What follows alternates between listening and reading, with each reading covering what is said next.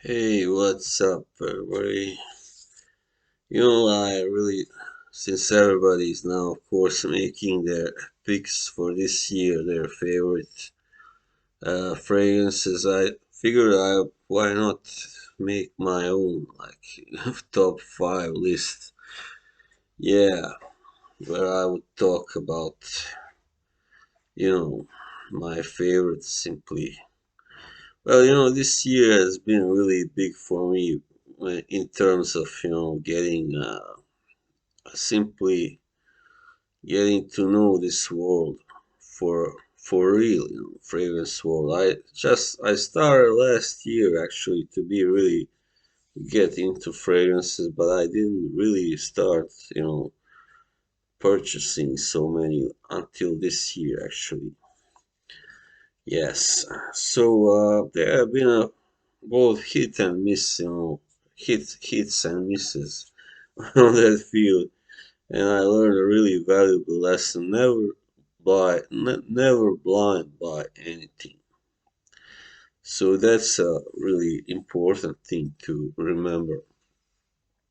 Yeah, you must always first try in any way you can a fragrance before you buy it.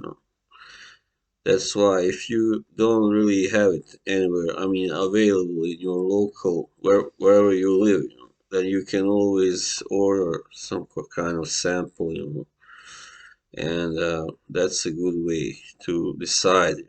So you can order several, of course. Best thing is to order a whole box, like a set from this line that you are most interested in, for instance. So anyway, the line that I most how do you say it, sorry,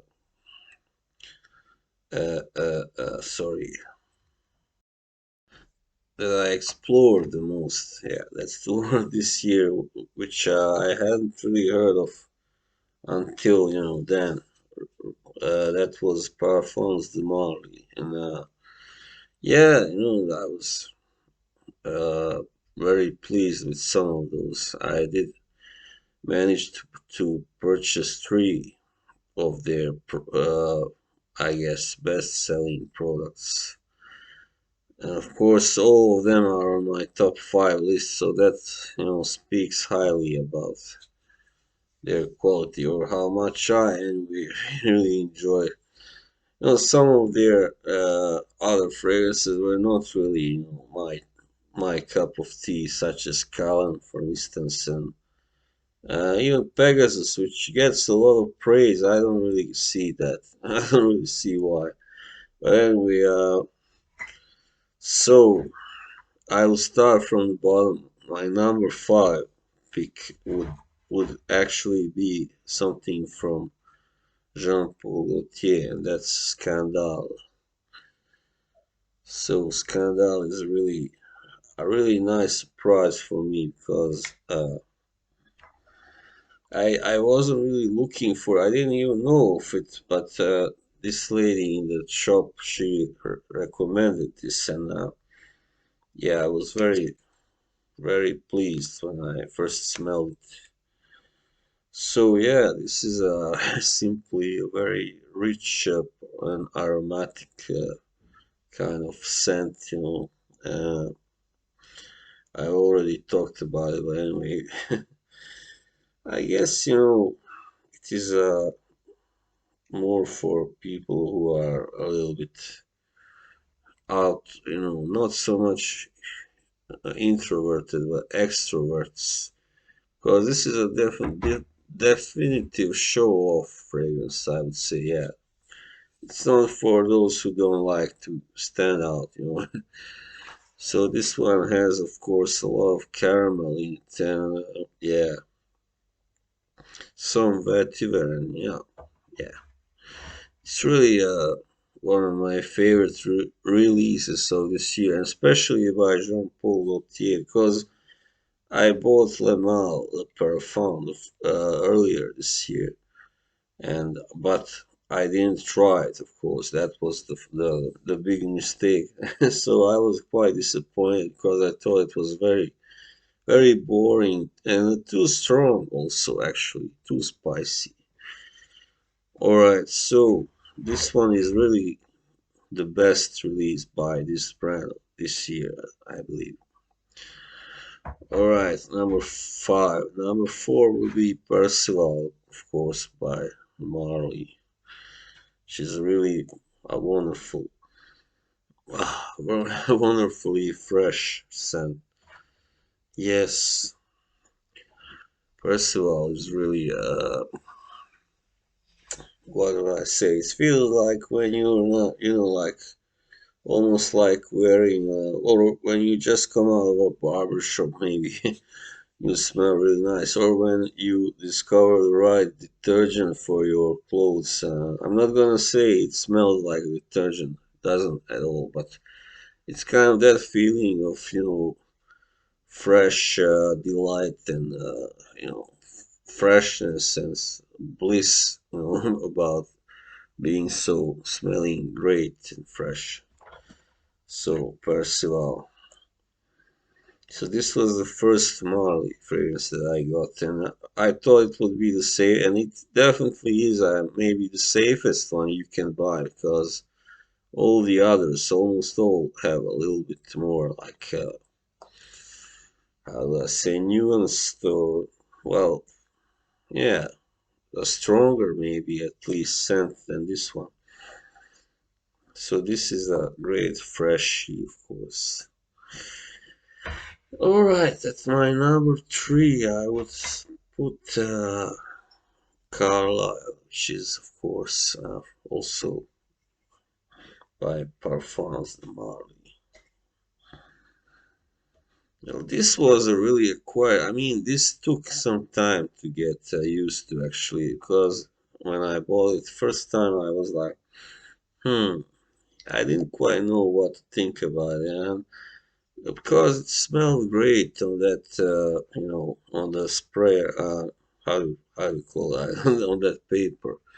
But then, when I sprayed on my clothes, I didn't quite get the same effect. But then I realized this one really works really well only when it's cold and in colder rooms actually. So when I actually first put it in this room, which was not so drafty, it was rather humid. So I moved it to a bigger, more how to say it, a room with a lot of air, and it's immediately started smelling a lot better. So this is a very typical niche fragrance, very typical. It's a concoction of that vanilla, like kind of tender vanilla and a hard, smoky, wood.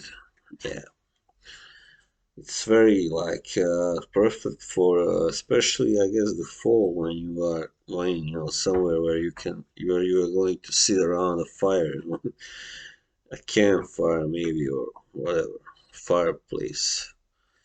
So, but anyway, even though it's not what I would usually wear, and like most, what I would pick when I'm going out, like I wouldn't usually put on this because this is a more like for more intimate, I guess, occasions. But this is also one of my favorites of actually. All right, and then number 2 we have the most famous, best-selling Alfonso Mori, Leighton, of course. Yeah, Leighton is such a thriller, such a thrilling, like, it's really hard not to like it. I don't know if there's anybody out there that really dislikes it. I guess there are some very, like, niche, like, wood and leather kind of people who don't like it, I guess, that much because it's too typical, it's not. And that's true, it's not a typical niche scent actually. I wouldn't call it that. But it's still a very, very pleasing, very nice, strong actually. Not like Percival, which is pretty mild, but still lasts a long time. But this is rather strong, like appley, kind of apple and caramel, or whatever. I believe they have cinnamon also scent, really, but not too strong. Anyway.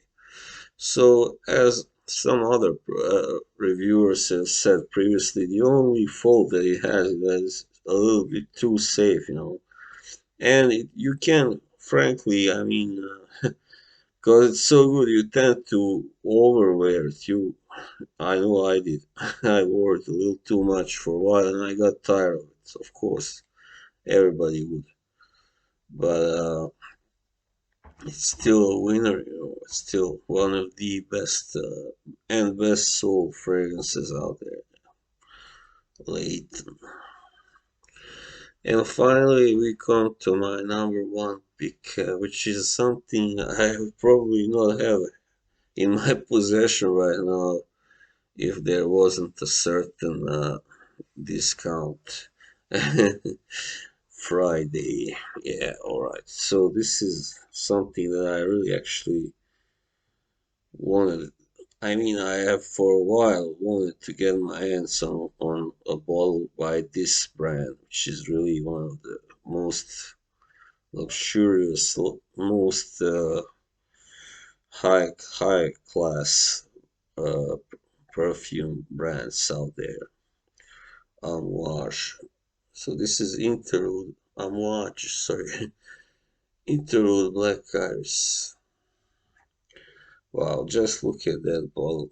And then when you get to the actually smell it, I mean, it's just amazing. It's like smelling the sweetest, most delicious kind of pudding. I would actually, yeah, I would compare its scent to that of a really wonderful kind of dessert, like a pudding.